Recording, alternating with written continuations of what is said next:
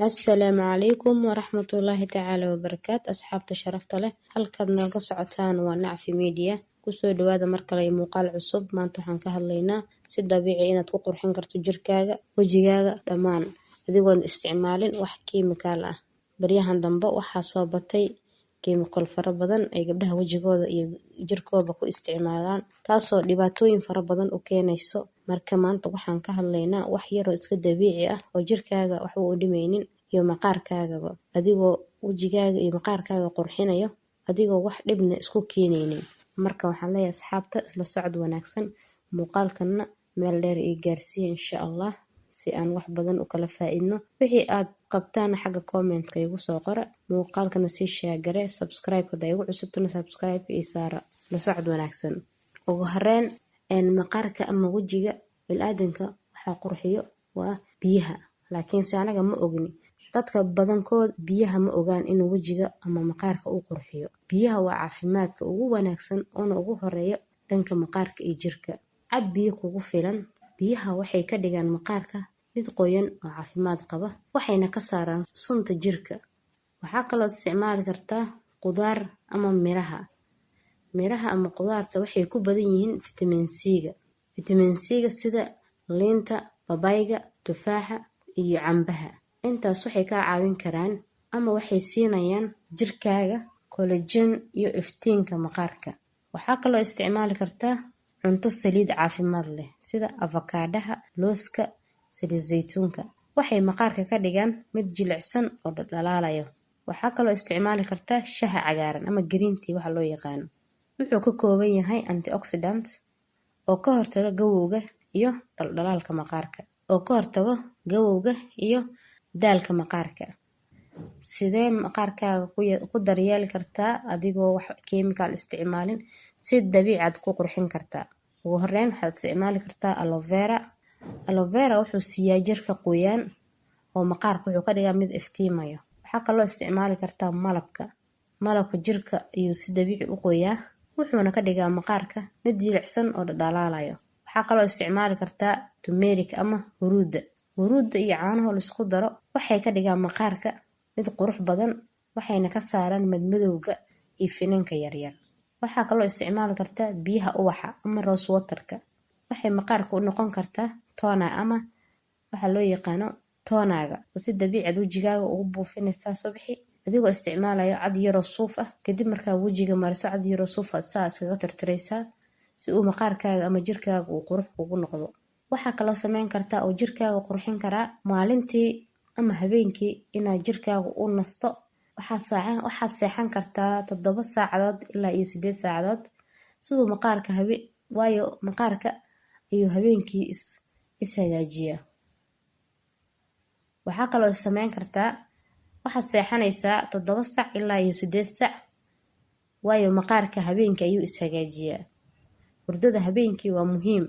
waayo jirkaaga uu nasanayaa daalka maalintii oo dhan ayuu ka nasanayaa habeenkii marka jirkaaga maxaa la rabaa inuu nasto oo si nadiif ah aad ku seexato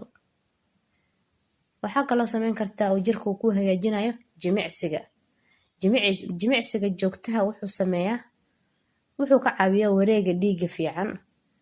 wuxuuna keenaa iftiin dabiici ah waxa kale oo isticmaali kartaa sunscreen-ka oo ka ilaalinaya qoraxda waayo maqaarka qoraxda aad buu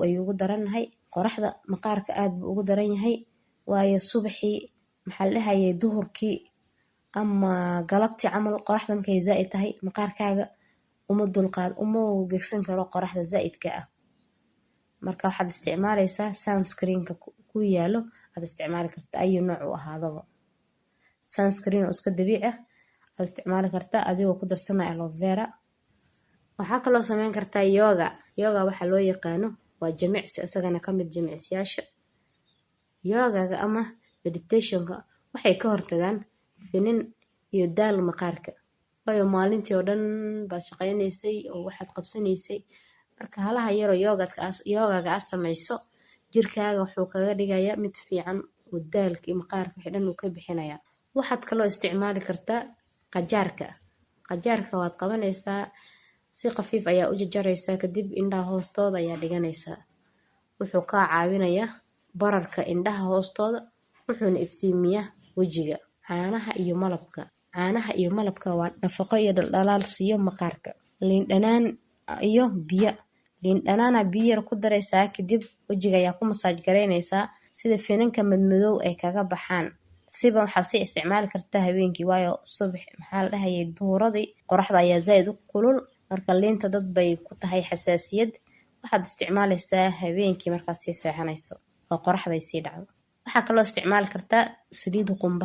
saliida qumbaha aad ay u fiican tahay jirka, qoyaan ayay siinaysaa, maqaarkana waxay ka dhigaysaa mid quruxsan oo dhaldhalaalayo. waxaan kaloo ku sharaxayaa talo yaroo muhiim ah. waxay u baahan yihiin joogtayn. waxay shaqeeyaan si tartiib ah, laakiin waxay keenaan natiijo caafimaad ah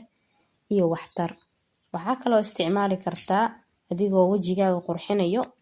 3 shay.